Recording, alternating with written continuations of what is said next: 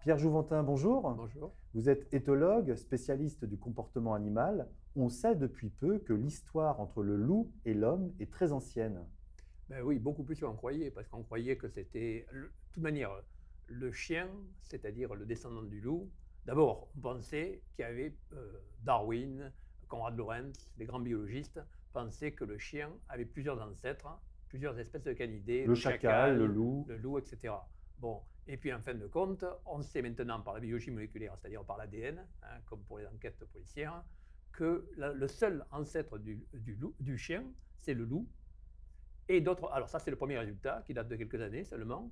Et puis on sait aussi, et ça c'est encore plus extraordinaire, c'est plus révolutionnaire, que ce n'est pas 8-10 000 ans, c'est-à-dire la sédentarisation, c'est-à-dire le néolithique, c'est-à-dire le début de l'agriculture et l'élevage, mais c'est aux dernières nouvelles 36 000 ans, donc c'est 26 000 ans avant la sédentarisation, donc c'est uniquement des chasseurs-cueilleurs, des humains qui se baladaient en petits groupes et qui chassaient, qui ont domestiqué le loup d'abord, et puis l'ont transformé en un chien en le sélectionnant.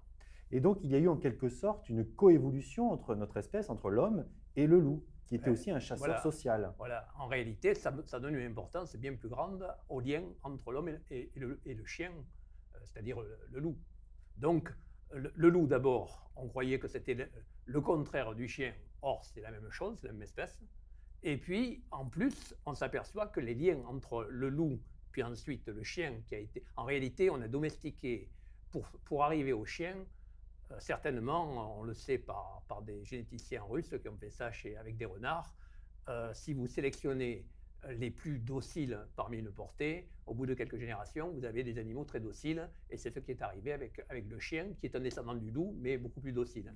Alors, il y a au moins 36 000 ans, l'homme s'est aidé du loup pour chasser des proies plus grosses et rapporter plus de gibier. On n'était pas là, on ne peut pas le prouver, mais enfin, ce qu'on peut quand même, c'est probable pour la bonne raison que les derniers chasseurs-cueilleurs qui existent encore, les pygmées, les shan, c'est-à-dire en Afrique du Sud, quand les anthropologues qui les ont étudiés se sont rendus compte que quand un chasseur-cueilleur est avec un chien, il a environ 3 fois plus de gibier que tout seul.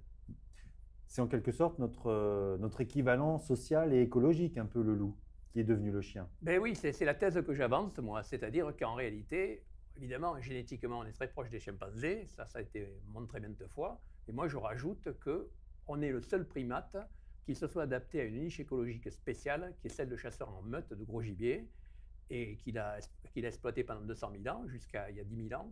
Et donc, ce mode de vie, cette profession, si vous voulez, cette niche écologique, c'est la même que celle du loup. Donc, on a convergé. Et donc, c'est pour ça qu'on a notre collaboration, notre coévolution est si ancienne, parce qu'on avait le même mode de vie. Et c'est pour ça aussi, pardon, oui, oui.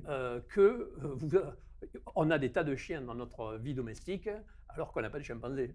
Parce que s'entendre avec un chimpanzé, c'est pas facile. Alors que par contre, avec un chien, c'est très facile.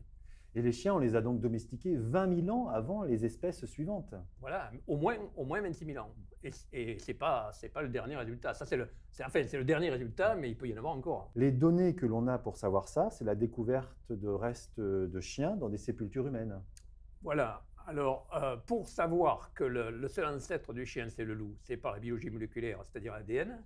Mais par contre, pour savoir qu'il y a 36 000 ans, il y avait déjà des chiens, ça signifie qu'on a trouvé des restes, des tombes humaines d'hommes préhistoriques qui avaient des loups transformés suffisamment pour que ce soit des chiens. Parce que quand on trouve un loup à côté d'un homme, on ne peut rien en tirer, mais quand le squelette a été modifié par la sélection, on peut dire que c'est un chien. Merci beaucoup Pierre Jouventin. Je vous en prie.